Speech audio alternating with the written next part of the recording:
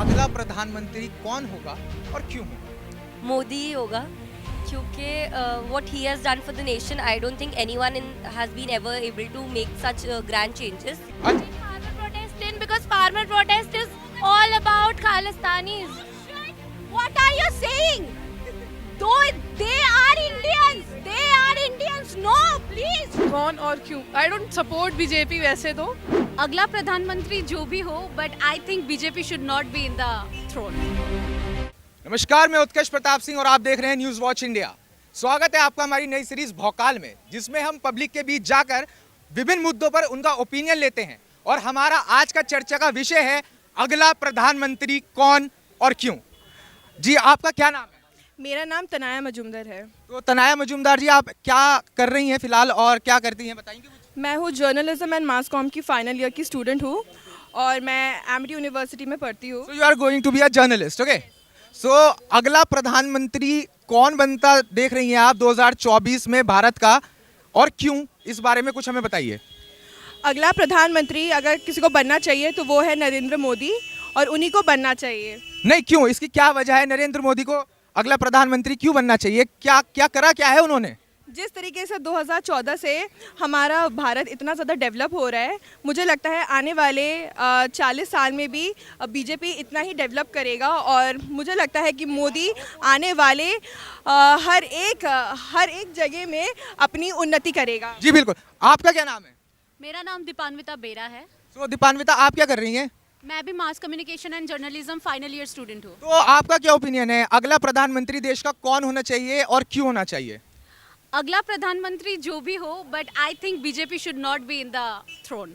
Okay, आप बहुत बड़ी बात कर रही हैं कि बीजेपी पावर में नहीं होनी चाहिए। एक्चुअली ऐसा क्यों? ऐसा आपको क्यों लगता है? Because as an educated person मुझे जो लगता है, जो उन्होंने मांग करके लास्ट इलेक्शन जीता था, नॉट इवन लास्ट, इवन 2014 से लेके अभी तक जितने भी इलेक्शन उन्होंने जीता है, जो उन्होंने प्रोमिसेस किया है, 90% उन्होंने फुलफिल नहीं किया। अच्छा, 90% फुलफिल नहीं करा। ऐसे कौन से वादे थे जो आपको लगता है कि बीजेपी ने किए तो थे पर पूरे नहीं करे? ओके, सो पहली बात तो जो इंटरनल डेवलपमेंट के लिए जो बीजेपी बाहर से जो ग्लोबल बैंक से लोन लेते हैं, दैट इज़ ह्यूज। सो पहले ही हमें 2018 में एक क्वेश्चन मिल ही गया था ग्लोबल बैंक से कि इंडिया इंटरनल डेवलपमेंट के लिए जितना पैसे लेते हैं बाहर से, वो बहुत ही ज़्यादा है। Now they should stop doing that, but he hasn't stop yet. और जो दूसरी बात है, हमारे स्टेट से जितने भी डिफरेंट स्टेट से, जैसे कि अगर मैं दिल्ली की बात करूं या फिर कोलकाता वेस्ट बंगाल की बात करूं, वेस्ट बंगाल से 80,000 crore rupees per year tax पे करते हैं हम, बट हमें जो स्टेट पर मैम, जो टैक्स पे किया जा रहा है उसकी तरफ से इतना डेवलपमेंट हो रहा है, सड़कें बन रही हैं, इंडस्ट्रीज बन रही हैं। तो न्यू अटल टनल बनाया था मोदी जी ने, तो मुझे नहीं लगता कि वो डेवलपमेंट से बहुत ज़्यादा पीछे है। अभी हमारा इंडिया 2030 तक वर्ल्ड का इकोनॉमिक में 3rd पोजीशन में चला जाएगा बिकॉज ऑफ। मैम, ये कह रही है कि डेवलपमेंट तो पूरा हो रहा है देश में, अटल टनल बन गई, 2030 तक जीडीपी पता नहीं कहाँ पहुँच जाएगी। आप कह रही है कि इंटरनल डेवलपमेंट नहीं हो रहा है। Exactly, क्योंकि मैंने एकदम फील्ड में जाके रिसर्च किया है और इसीलिए मैं ये बोल रही हूँ, डेवलपमेंट बस ऊपर का है, जो अंदर लोग सह रहे हैं वो कोई, एंड गोदी मीडिया इज नॉट इवन। नहीं मैम, मीडिया को तो आप गोदी मत कहिए, क्योंकि मीडिया तो आपकी बात ही सुनने आपके बीच में आई है यहाँ, वही हम दिखा रहे हैं। टनल तो प्रगति मैदान। आपका नाम? विष्णुवर्धन। टनल तो प्रगति मैदान के बाहर भी बना था, कहाँ गायब हो गया वो? ये कह रहे हैं प्रगति मैदान के बाहर का टनल गायब हो गया। मैम, आप बताइए कहाँ गायब हो गया? विकास के साथ साथ गायब हो गया। अटल टनल में जाके देख लो, वहाँ पे गाड़ियाँ भी चल रही है। तो आपने इन सब की बात सुनी है, सब कह रहे हैं कि भाई राम मंदिर बन गया, डेवलपमेंट हो रही है, और एक तरफ आप कह रही हैं कि आपने रिसर्च करी है, आप फील्ड पे गई हैं, आप एक पत्रकारिता की पढ़ाई कर रही हैं, पत्रकारी आप बनेंगी जहाँ तक मुझे लगता है। तो आप कह रही हैं कि डेवलपमेंट नहीं है, आप किन मुद्दों पे कह रही है, एक बार इन लोगों को बता दीजिए। ओके, तो मैं सबसे पहले ये बताना चाहती हूँ, जो हमारा भर्ती निकलता है, जो हमारे IRCTC की भर्ती निकलती है, उसके जो डी ब्लॉक की जो मतलब डी ग्रुप का जो भर्ती होता है, वो हर साल मोदी आने से पहले इट वाज 5 to 6 लाख पर, मतलब हर 3-4 साल में 5 से 6 लाख की भर्ती निकलती थी, और इस बार ये 6 साल बाद भर्ती निकली है ओनली 5,600। पटना के जितने भी स्टूडेंट यूनियन है वो सारे रोड पे है, nobody is there to even film them, कोई उनकी बात सुन नहीं रहा।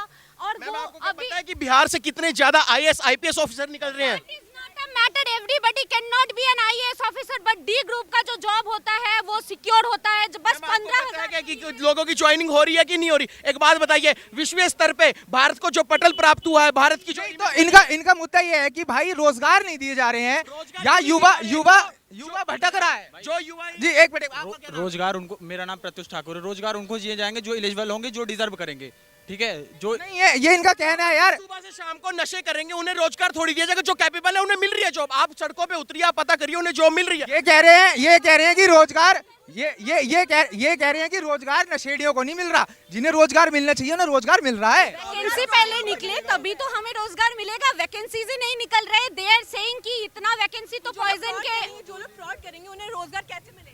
एक बार आप दिखा दो यहाँ पे कितना, ये सब स्टूडेंट्स ही हैं, सब अपनी बात शेयर कर रहे हैं। मैम ने एक बहुत बढ़िया बात कही कि देश में युवाओं को रोजगार नहीं मिल रहे।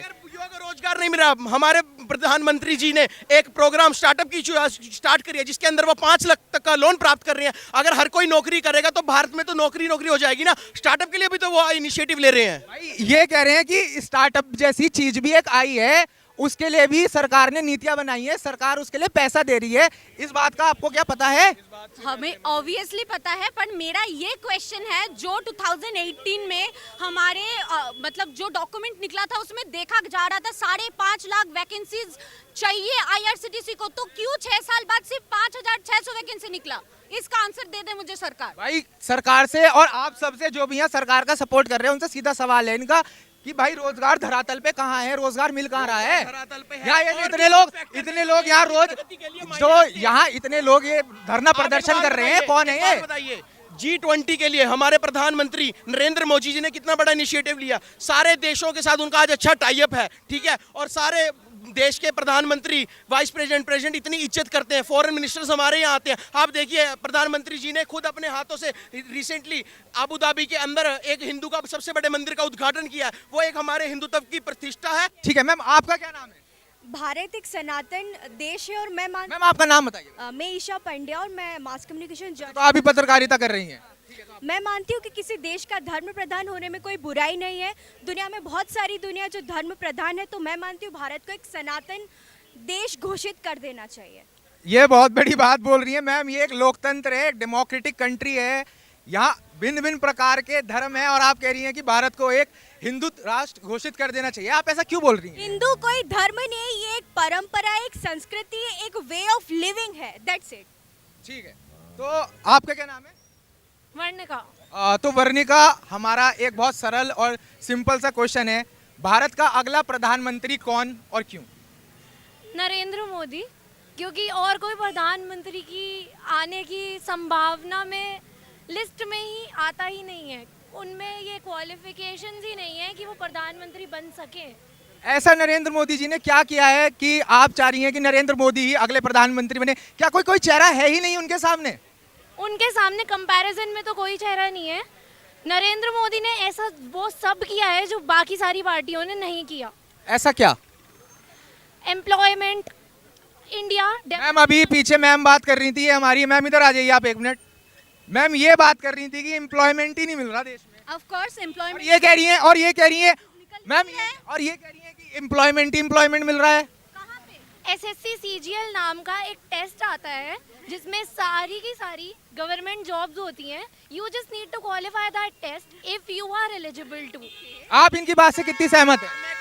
मैं एक मिनट लवी जी, एक मिनट, बस एक मिनट। वैकेंसी का सीधा हिस्सा पॉपुलेशन से भी जुड़ता है। एक बात आइए, अगर जनसंख्या इतनी बढ़ती जाएगी, कहाँ से वैकेंसी लाएंगे इतनी सारी? कहाँ से इतना स्पेस लाएंगे? एक बात आइए, इसका सीधा असर एनवायरनमेंट पे भी हो रहा है। एक बात बताइए, लोगों को अकल ही नहीं है, नॉलेज नहीं है, अपना पॉपुलेशन पे भी ध्यान देना चाहिए। इससे हमारे सारे फैक्टर कनेक्टेड है। मैम आप पहले तो इनकी बात का जवाब और पहले इनकी बात का। एक मिनट मैम। ठीक है, मैं पहले ये बोलना चाहती हूँ, जो तुम बोल रही हो that is might be okay, but एक क्वेश्चन मेरा भी है। जो डी ग्रुप के जॉब है उसका वैकेंसी 5 लाख प्लस है, फिर 5,000 क्यों निकला सिर्फ? मैम इनका कहने का मतलब है 5 लाख वैकेंसीज होने के बाद 5,000 नौकरियां निकलती हैं, वो भी 6 साल के बाद। कहाँ है एम्प्लॉयमेंट? एम्प्लॉयमेंट के लिए क्राइटेरिया एलिजिबल भी तो होना चाहिए। आप लोगों के अंदर इतनी नॉलेज भी तो होनी चाहिए। वैकेंसीज है तो उन क्यों नहीं भर्ती कर रहे? क्या बोलना चाहते हो तुम? वैकेंसीज नहीं निकलेंगे तो एलिजिबिलिटी दिखाएंगे कैसे? क्योंकि लोग एजुकेटेड नहीं है। हमारा इंडिया पॉपुलेशन में सबसे ज्यादा आगे है और ये जरूरी नहीं है कि सारे लोग एजुकेटेड हो। मैम आप इनकी बात नहीं, आप इनकी बात नहीं समझ रहे। ये कह रही हैं कि किसी जॉब के 5 लाख वैकेंसीज हैं पर फॉर्म निकलते हैं सिर्फ 5000। ऐसा क्यों? आप कैसे कह सकते हैं कि किसी और की सरकार में ये सब होएगा? क्योंकि पहले ये हुआ था। अच्छा मैम आपसे एक मेरा बहुत सिंपल सवाल है। नहीं पहले आर्टिकल 370 क्यों नहीं हटा? पहले अयोध्या राम मंदिर क्यों नहीं बना? पहले देश में इतनी डेवलपमेंट क्यों नहीं हुई? पहले देश में G20 समिट क्यों नहीं हुआ? चाहिए तो कर लोगे, एम्प्लॉयमेंट से जॉब सिक्योर तो कर लोगे, देश कहाँ से एक बात सिक्योर बताइए, करोगे? सिर्फ 24 अच्छा मैम मेरा एक मिनट सिक्योरिटी भी बहुत जरूरी है। एक मिनट मैम मेरा आपसे बहुत छोटा सा एक सवाल है। अगर नरेंद्र मोदी नहीं तो कौन? There is no one. तो फिर मैम आप हार्ट ब्रेकिंग मुझे पता है, बट इसीलिए we need a good leader instead of him. No not at all. जो फार्मर प्रोटेस्ट में हो रहा है, after that I can not say he is a good leader and I don't want him anymore. Don't bring farmer protest in because farmer protest is all about Khalistanis. What are you saying? Though they are Indians, they are Indians. No, please stop. MSP की बात, MSP सबसे पहले होता है minimum support price. 80% of the जो 80% of the crops Punjab की MSP पे बिकती है, बिहार की सिर्फ 2%। एक बात आइए, क्या कसूर किया है बिहार ने? बताइए ना। ये फार्मर्स पंजाब हरियाणा के ही तो बताए जा रहे हैं ना। 80% ऑफ द क्रॉप्स पंजाब की एमएसपी पे बिकती है सर। आपका क्या नाम है? आपका क्या नाम? अंशु अरोड़ा, सो अंशु आप क्या कर रही हैं फिलहाल MAT? Journalism. Okay so journalist बनने वाली हैं। मेरा एक बहुत सिंपल सरल सा आपसे सवाल है, भारत का अगला प्रधानमंत्री कौन और क्यों? कौन और क्यों? आई डोंट सपोर्ट बीजेपी वैसे तो। अच्छा यू डोंट सपोर्ट बीजेपी, इसका कोई रीजन, कोई खास वजह? a lot of facts. कुछ ही बता दीजिए बस। Being a सरदार, फार्मर्स के साथ जो रहा है, so like that. नहीं फार्मर्स के साथ तो हम सभी हैं, उसमें सरदार और उसमें कोई बात ही नहीं है। और कोई reason? But I highly think like it's a BJP जिनकी वजह से हो रहा है। Like I mean Modi and Yogi जब से आए, तब जब से सब चीजें चल रही है, तब से ही डाइवर्सिटी अब रही नहीं गई है इस देश में। It's just like कि अब हिंदुइज्म तो आपको कहने का मतलब है कि जैसे ये एक diverse country, minority now feel like a minority and you are a Sikh. तो आपका कहने का मतलब है कि बीजेपी देश में ध्रुवीकरण की राजनीति कर रही है। I guess so. अगर मोदी नहीं तो कौन? ये सवाल तो थोड़ा कठिन है। अगर मोदी नहीं तो कौन? बस इन कठिन सवालों के हम आपसे जवाब लेने आए हैं क्योंकि आप ही देश का भविष्य हैं, आप ही देश की नींव हैं। आदमी party will work for now. आप अरविंद केजरीवाल को देश का प्रधानमंत्री बनाना चाह रही है फिलहाल में? प्रधानमंत्री तो नहीं, बट हाँ, I mean why not. Madam देखिए चुनाव प्रधानमंत्री के ही है, वोट आप भी मेरे ख्याल से अब डालेंगे for the first time I think. तो किसको डालने आपका मन है कि यार ये बंदा मेरे को प्रधानमंत्री देखना चाहती हूँ मैं, इसको ये मेरा प्रधानमंत्री बने और मेरे लिए काम करे? अच्छे अब यूथ को देखना चाहती हूँ आगे बढ़ता हुआ। You want someone younger to be there? Younger तो अकॉर्डिंग टू एज तो जा ही नहीं सकते, अब तो प्रधानमंत्री जा सकते हैं, देखो जा सकते हैं ये बात। प्रधानमंत्री आज से कुछ साल बाद आप भी बन सकती हैं, बट 40s की क्राइटेरिया होनी चाहिए ना। प्रधानमंत्री बनने के लिए उम्र का 40 साल का क्राइटेरिया नहीं है मैम, नहीं है, कभी भी नहीं था। 24 वर्ष विधायक बनने के लिए चाहिए और 24 वर्ष सांसद बनने के लिए चाहिए, उसके बाद आप प्रधानमंत्री बन सकते हैं। Then why not youth? I mean, Why not you? no, not me right now. आप क्या कारिता की पढ़ाई कर रही हैं? सारे पत्रकार आज हमारे आसपास है, तो बहुत सरल और छोटा सा सवाल, अगला प्रधानमंत्री कौन और क्यों? मोदी जी बनेंगे। क्यों बनेंगे मोदी जी? पसंद है क्योंकि आपको पसंद है मोदी जी, इसलिए देश के प्रधानमंत्री बना दें उन्हें?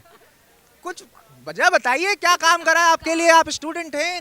स्टूडेंट का तो नहीं पता, पर हाँ काम तो करे ही है, तभी पसंद है। कुछ तो उनमें हो गई ना ऐसा फैक्टर कि इतने लोग। वही मैं पूछ रहा हूँ, क्या है, क्या काम किया है? पता नहीं, ये तो नहीं पता पर किया है। आपको ये नहीं पता क्या काम किया है, पर कुछ तो किया है।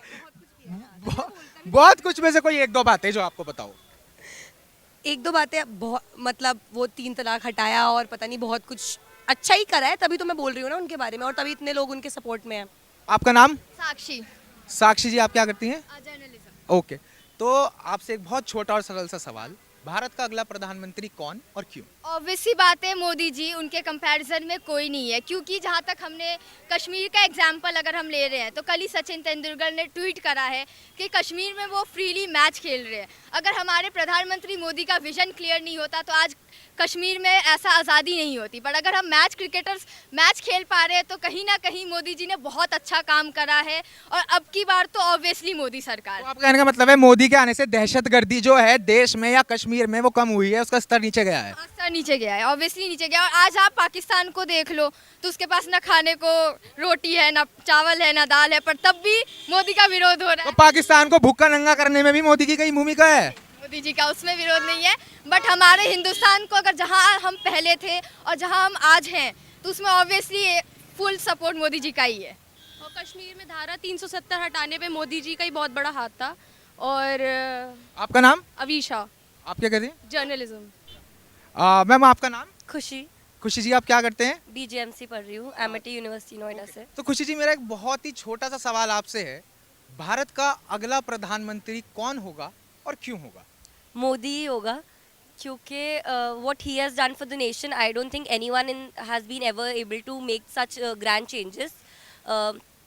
जो उन्होंने हमारी देश के लिए किया है, जितनी एम्प्लॉयमेंट वो लाए हैं, जैसे उन्होंने इकोनॉमी हिला दी है मालदीव्स की, और 370 धारा हटा दी है, तो I don't think anyone has ever been able to make such huge changes for the nation and has proved himself. So I think Modi ही बनेगा। से मेरा एक छोटा सा सवाल और, मोदी जी ने आपके लिए क्या किया? आपको कुछ सीधा बेनिफिट हुआ इस भारतीय जनता पार्टी की सरकार से? आपने कोई डेवलपमेंट अपने आसपास होता हुआ देखा? हाँ जी, मैंने आसपास तो ज़रूर होता हुआ देखा। आई कम फ्रॉम उत्तराखंड, देहरादून, और वहाँ पे आई थिंक जैसे पहले थी जो रोड्स की कंडीशन थी, जो स्ट्रीट लाइट्स की कंडीशन थी, एंड जो स्लम डेवलपर्स के अराउंड जो सराउंडिंग्स थी, उन सब में भी बहुत वास्ट चेंजेस आए हैं। So I feel when the society around me is growing, I feel it, consider it as a personal growth. तो आपने मन बना लिया है कि अगले प्रधानमंत्री भी देश के मोदी जी ही होंगे। Thank you so much ma'am, thank you हमारे साथ जुड़ने के लिए। Thank you. तो आप देख रहे थे न्यूज़ वॉच इंडिया और मैं उत्कर्ष प्रताप सिंह। अभी मौजूद थे हम एमिटी यूनिवर्सिटी के बाहर, हमने छात्र छात्राओं की राय जानी। उत्कर्ष प्रताप सिंह, कैमरामैन राजेश तिवारी के साथ, न्यूज़ वॉच इंडिया।